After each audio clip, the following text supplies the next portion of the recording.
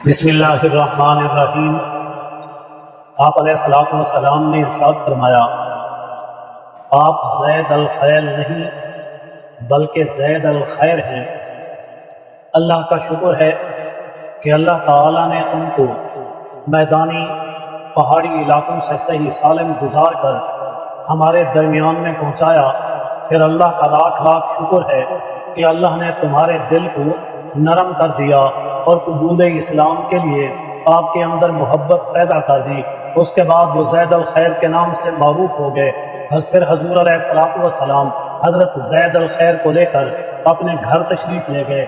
اس وقت آپ علیہ الصلوۃ والسلام کے ساتھ حضرت عمر بن خطاب رضی اللہ تعالی عنہ اور صحابہ کرام بھی موجود تھے۔ ایک بہت بڑی جماعت کے ساتھ یہ سارا لشکر، یہ قافلہ حضور علیہ الصلوۃ والسلام کے گھر پہنچا۔ نبی علیہ الصلوۃ والسلام نے حضرت زید الخیر کو بیٹھنے کے لیے ایک تکیہ پیش کیا۔ حضرت زید الخیر نے آپ علیہ الصلوۃ والسلام کے سامنے اس پر ٹیک لگا کر بیٹھنے سے بے ادبی سمجھنے لگے اور اس تکیے کو حضور علیہ الصلوۃ والسلام کی طرف واپس کر دیا۔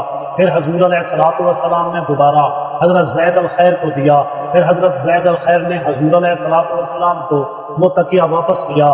پھر حضور علیہ الصلوۃ والسلام نے حضرت زید کو دوبارہ تکیہ دیا۔ پھر آپ نے بے ادبی سمجھتے ہوئے کہ میں اس تکیے کی ٹیک لگا کر آپ علیہ الصلوۃ والسلام کے سامنے بیٹھوں، دوبارہ واپس کیا۔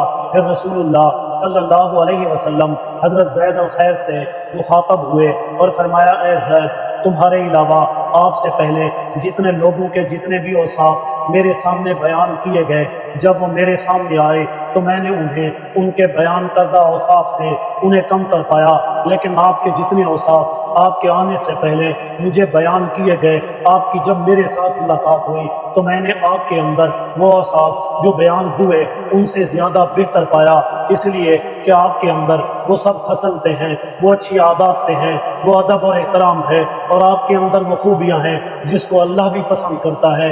آپ کے اندر وہ خوبیاں ہیں جنہیں رسول اللہ صلی اللہ علیہ وسلم بھی پسند کرتے ہیں۔ تو حضرت زید الخیر رضی اللہ تعالی عنہ نے بڑے شوق لہجے سے یہ فرمایا، اے اللہ کے رسول، وہ دو صفتیں تو مجھے بیان کر دیجئے جن کا آپ تذکرہ فرما رہے ہیں، جنہیں اللہ اور اللہ کے رسول پسند کرتے ہیں۔